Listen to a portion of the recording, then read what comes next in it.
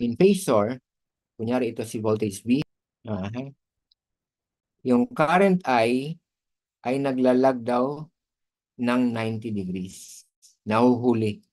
Yun yung laging pantaron. So, ibig sabihin, pag pinlat natin yan, yung current I, o IL man yan, ay nandito.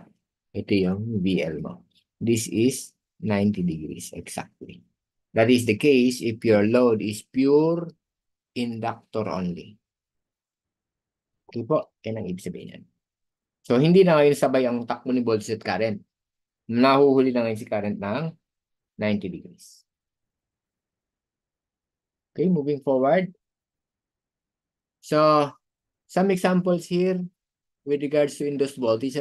Kunyari ito, a 30 millihenry inductance has a current I is equal to 10 sin 50t amperes.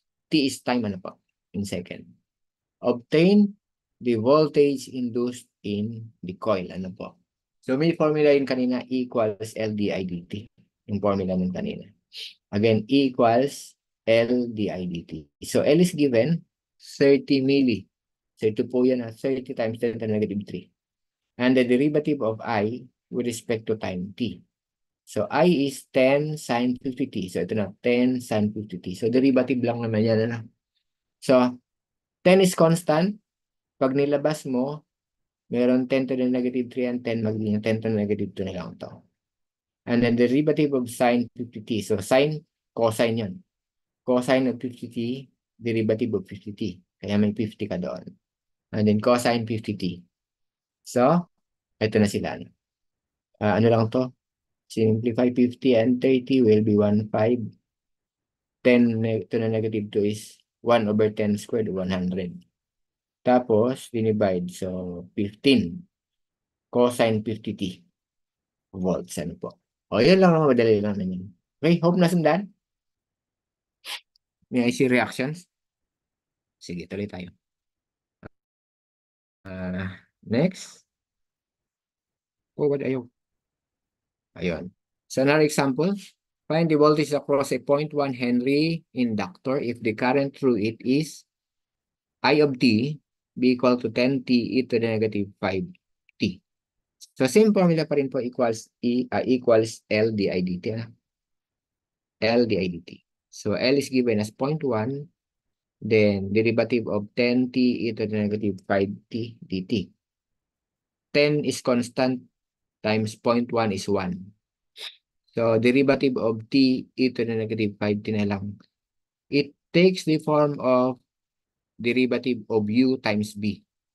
Ang u natin ay t, ang v natin ay e to the negative 5. So, u times b. So, u db plus b du yan. Saan na siya? u dv. Derivative of e to the negative 5t is e to the u du. So, negative 5t e to the negative 5. Negative 5 e to the negative 5t. Nasundan? E to the u du, yung derivative ng e to the u.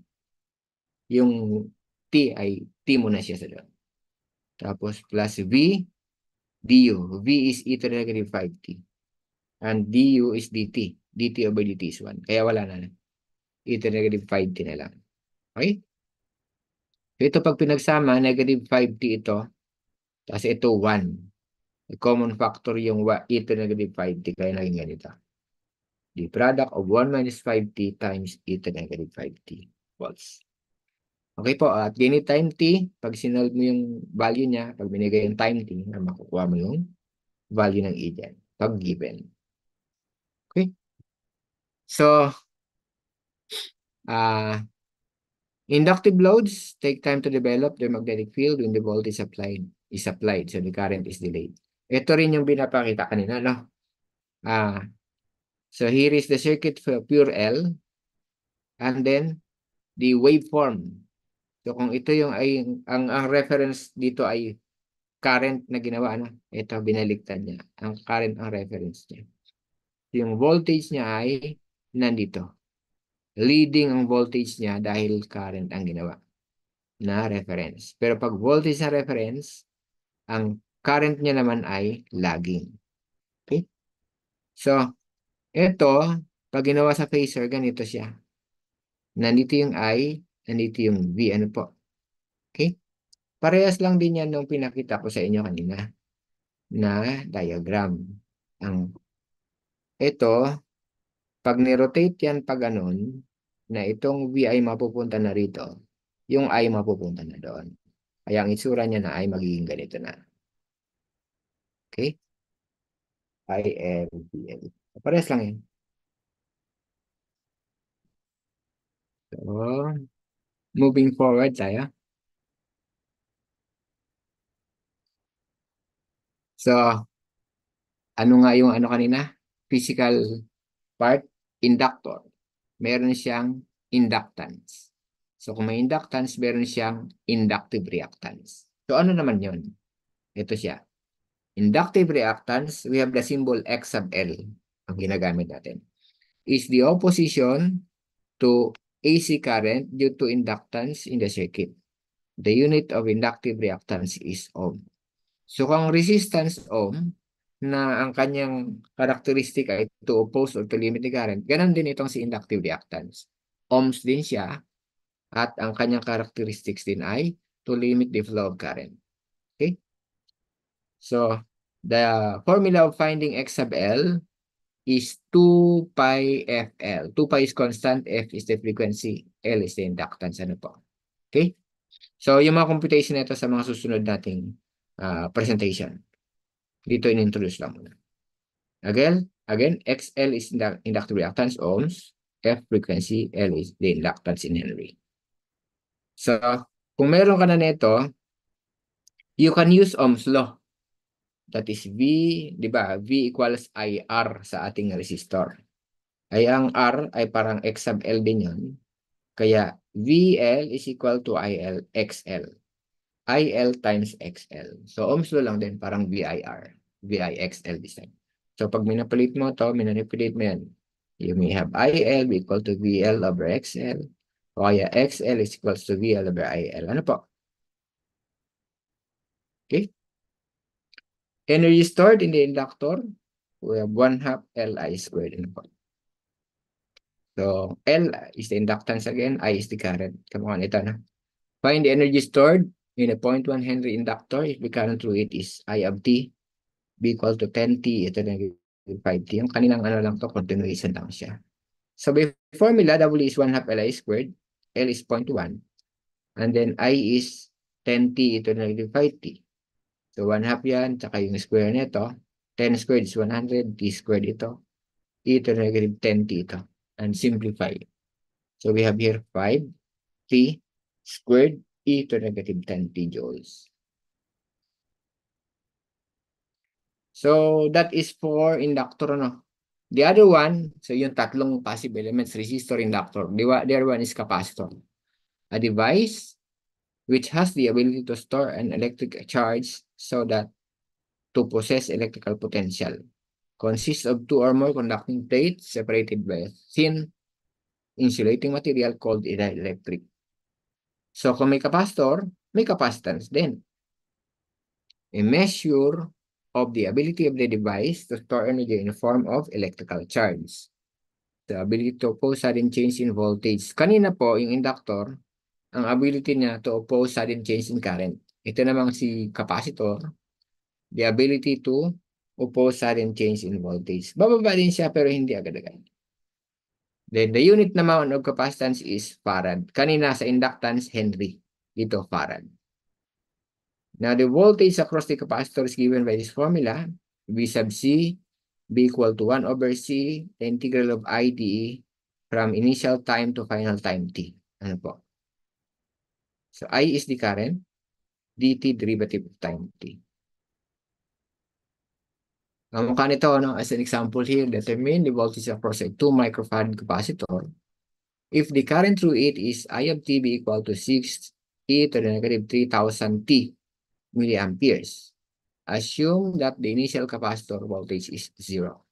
So by formula kanina, ito yun siya na V equals 1 over C integral of I dt from 0 to T. Ito yung initial charge pag meron, voltage. Eh wala naman, 0. So kaya, if we are going to place the values, 2 microfarad is 2 times 10 to the negative 6. Ito yung C. I niya ay 6 e to the negative 3000 t. Ito siya. And then, dt. So, milli, ay ito yung milli, 10 to the negative 3 milliamperes. So, ang ginawa po ay sinimplify mo na ito. 6/2 is 3. Ito inangat sa taas, 10 to the 6 yan. Times 10 to the negative 3 is 10 to the 3. Kaya naging 10 to the 3 ito. Tapos, integrate. E to the negative 3000 t dt. E to the u, du lang yan. Ano? Simply e to the u. So, we have e to the negative 3000 t. Nasundan?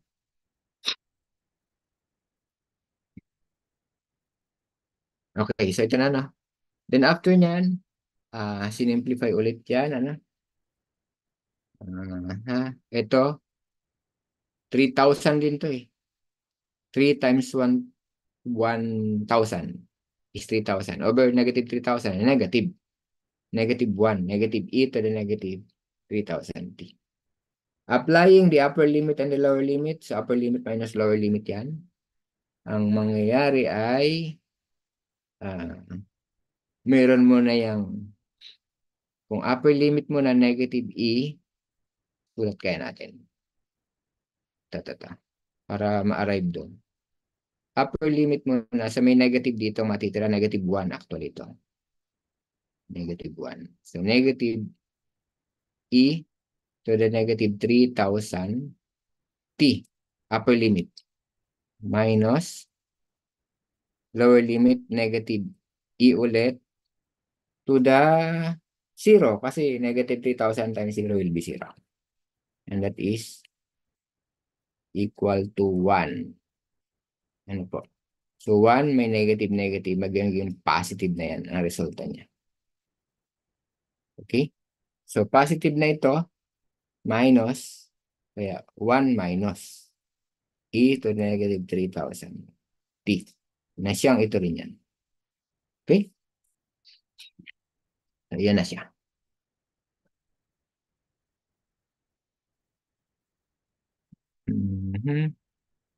Moving forward tayo.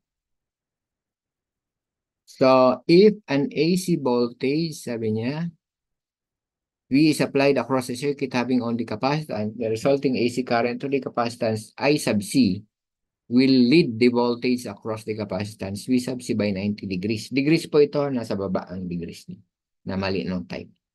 So, ibig sabihin, ang current naman ngayon ay nauuna kay voltage. Kanina sa inductor nahuhuli. So, nauuna naman ngayon si current. Ito yun sa waveform na pag nilagay. Kung reference natin ay voltage ito, si current, ay nag-umpisa pa lang si voltage, si current halos pababa na, nasa peak na pababa na. Nauna siya. So, pag nilagay yan sa phasor diagram, ito yung reference mong voltage, ito si current nasa taas. Kanina sa inductor, nandito yung sa baba, drawing ko. So, pag nirotate ito, pinaganon, dito si IC and dito si BC. Okay? So, ginawa din natin yung kanina. So, that is for pure capacitance or pure capacitor. So, kanina meron tayong inductive reactance XL. Ngayon, meron tayong capacitive reactance X sub C. So, parang resistance din siya. Kamukha kanina is the opposition to AC current due to capacitance in the circuit. And the formula for finding the capacitive reactance X sub C is 1 over, all over yan ha, 2 pi FC. Nasa ilalim lahat ng 2 pi FC. 2 pi again is constant, F frequency, C is the capacitance in farad. Okay? And the energy stored is 1/2 C squared. Ano po? So, kamukha nito, find the energy in a tree. Yung P na maliit ay pico ha. So, meron tayong micro, milli, micro, nano, pico. Capacitor with 20 volts across it. So, 1/2 C squared lang naman yun. Pico is 10 to the negative 12. And 20 volts, as we have here, 600 picojoules. So, yun po ang mga basics muna na ng tatlong passive elements. Now, next tayo, wala pa namang 2 p.m. We have here AC power in the circuit. So, meron ding iba-ibang power na pinag-uusapan dito. Hindi ka mukha sa DC, watts lang ang unit natin doon. Dito may iba-iba pa. So, start na tayo. AC is the type of electric current generated by vast majority of power plants and used by most power distribution systems. In AC circuits, there are three kinds of power. These three are real power, reactive power, and apparent power. So, ang una muna natin pag-usapan, real power.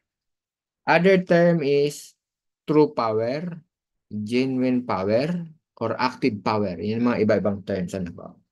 So, refers to the quantity of power that is dissipated or that does productive work in AC circuit.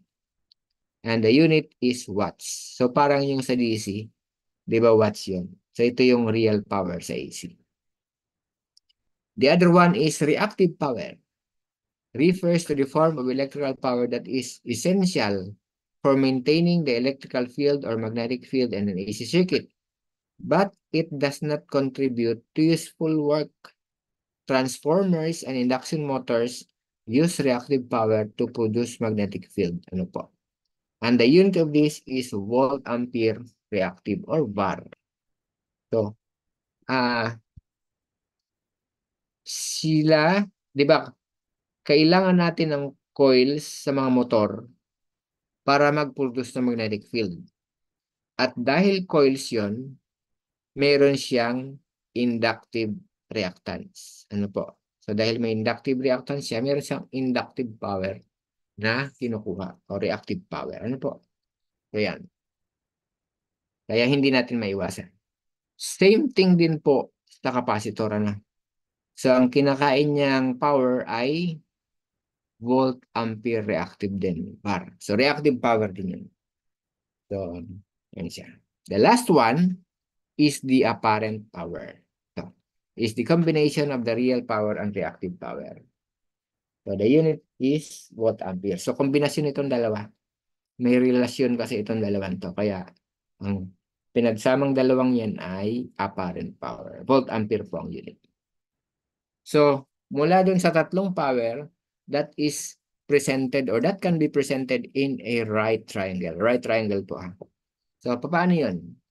Normally, yung P, that is true power, ay nandito sa horizontal. Ang Q naman, which is reactive power, ay nasa vertical. At ang angle nila ay 90 degrees. Yung hypotenuse po, yun yung apparent power. And we use the symbol S. So again, for true power, you have P. Reactive power, you have the Q. And the apparent power, we have the S. Since right triangle ito, we can use the Pythagorean theorem, in which the relationship, if we're going to solve for S, that will be the square root of P squared plus Q squared. And to obtain the angle theta, suppose we have the values for P and Q. Theta now is the arctangent of Q over P. Ano po? So, yung theta na to, kung tawagin namin ito ay power factor angle. Yung theta na yan. The higher power factor angle here, the, kumbaga, ano na lang, the lesser or the smaller power factor, the better for the system. Okay? Kasi, itong Q na to ay losses yun. So, habang lumiliit ito, lumiliit din si Q. O kaya, kung purong true power lang kinakain mo, nandito siya, wala ka ng Q, wala kang wastage dito. Lahat napunta sa na papakinabangan mong power. Okay? So, again, so ito na siya, no? Components of power, the active and reactive power. Nabanggit ko rin ito. True power, real power. Ang hindi ko lang nabanggit kanina sa reactive power ay quadrature power. This is the other term. So, speaking of real power, this is the power in the AC system that had been used, dissipated, or expended into some forms of energy such as heat, light, sound, or others. The formula is this. So, kung naalala nyo po sa DC, P equals I squared R. Okay? So, dito halos parehas din, ano? Meron lang tayong subscript na ginagamit for resistance or resistor. P equals I sub R squared times R. Meron din tayo doon kaninang B squared over R. So, ito rin yung B sub R squared over R. O kaya, BI. Dito IV, nauna lang yung I. Parehas din. Ang bago lang dito ay ito. You have P equals VT IT cosine theta. VT is total voltage. IT is total current. Cosine theta is the power factor. So, yan. So, kanina may theta doon sa ano? Sa triangle. Yung theta na yon, ito yung tinutukoy na yan. The power factor angle theta or power factor yung cosine theta. So, other forms, imbis na cosine theta ang sinulat, PF. Power factor din kasi yung cosine theta. Okay? So, that theta also can be expressed in this form. The phase angle difference between the voltage and current. Yung angle sa gitna nila ng voltage at current. Kanina, may pinakita ako sa pure L at pure C. Ano po? So, sa pure L kanina, ito yung voltage and current. Ang angle dito ay 90 degrees. Ito yung theta na tinutukoy. Pag pure L. So, cosine 90. Ano po? Zero ang kalabasan niyan. True power is zero. Kasi wala naman talagang P. Walang P pag pure L or pure C. Yan. Kasi 90 ang angle ng sa gitna.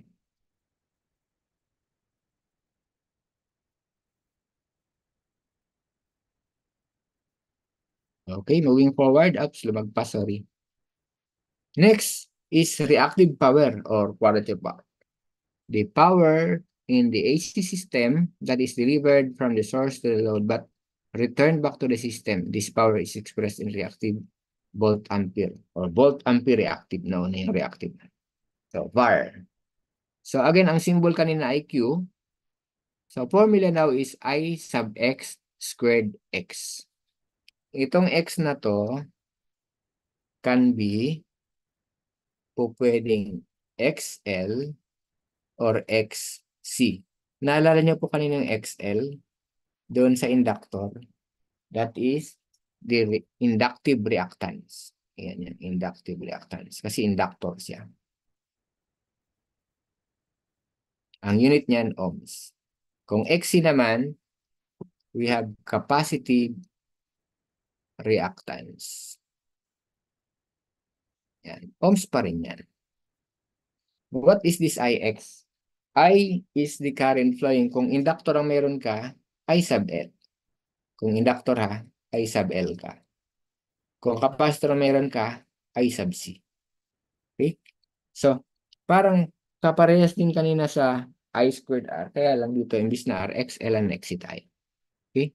So, again, ang mga tinutukoy dito ay ito yung current na dumadaloy sa inductor o kaya current na dumadaloy sa capacitor. Kaya may subscript na X. Okay?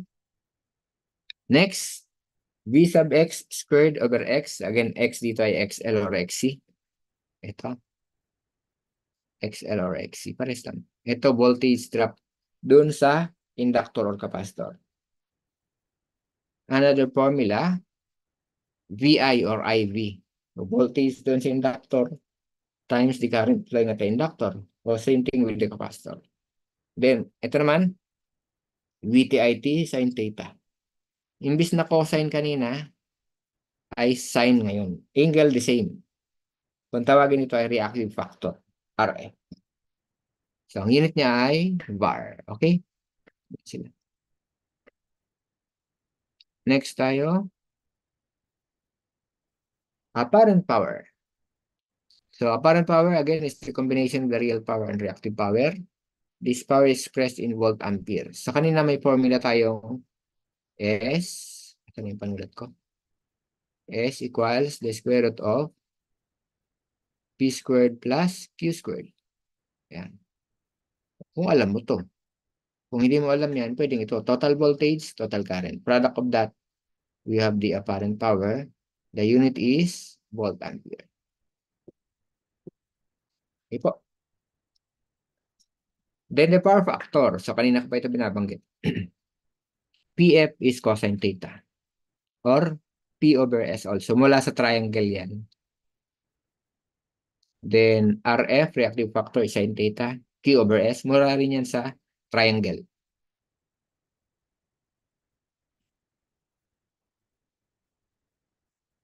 So speaking of power factor, may iba-ibang klase siya. Depende sa loading. Opo. So ibig sabihin, sorry, nakatinilalaban ako. Magdidikta nito ng power factor ay ang load mo. So pag ang load mo ay pure resistive, you have the unity power factor. So the unity power factor will be attained when the voltage and the current are in phase with each other. Meaning, ang angle, so sinabi ko na yun kanina, basta na siya. Kung ito ang voltage mo, ito yung current mo din, ang angle nila sa gitna ay 0, kaya theta is 0. So cosine 0 will be 1. Kaya meron kang PF na 1 or unity ang other term nito. So yan yung pag ang load mo ay purely resistive or meron pang isa. Kung yung iyong inductive load at capacitive load ay nag-equal sila ng amount of Q. So pag nag-equal kasi yun mas 0, kaya parang ang resulta niya pure R na lang. Okay po. Okay, wait lang sandali. Excuse lang.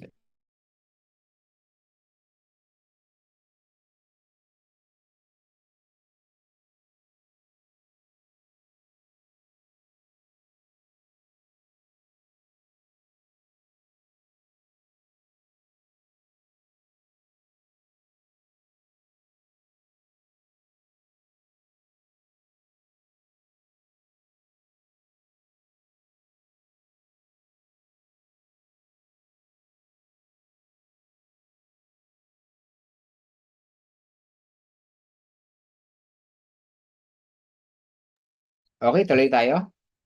So next is the lagging power factor. Kanina, nabanggit ko na yung current lags the voltage. That is, kung meron kang inductive load, ano po? So may inductor ka. So ito yung magkukos ng lagging power factor. So again, lagging power factor. When the current lags the voltage by an acute angle, theta. So halimbawa, cosine of 30, cosine of 60, mga ganun, cosine of 80, wag lang 90 or 0 kasi iba yan. Pure L na yan or pure C kung 0, cosine 90. So, the other one is leading power factor. When the current leads, nauuna naman. So, ito yung mga capacitive loads. So, ganun pa rin. Ang kanyang power factor ay acute angle alpha. Kaya lang nasa kabilang side ng reference point natin. So, ang range pala by the way ng power factor ay 0 to 1 lang. Wala pong mahigit sa 1 ha. Pag lumagpas kayo ng 1, mali yun. O kaya negative, wala pong negative. So 0 to 1 lang. Then, the last type is the zero power factor. When the voltage and current are out of phase by 90. Ito yung pure L or pure C. Zero power factor yun. Cosine 90 is 0.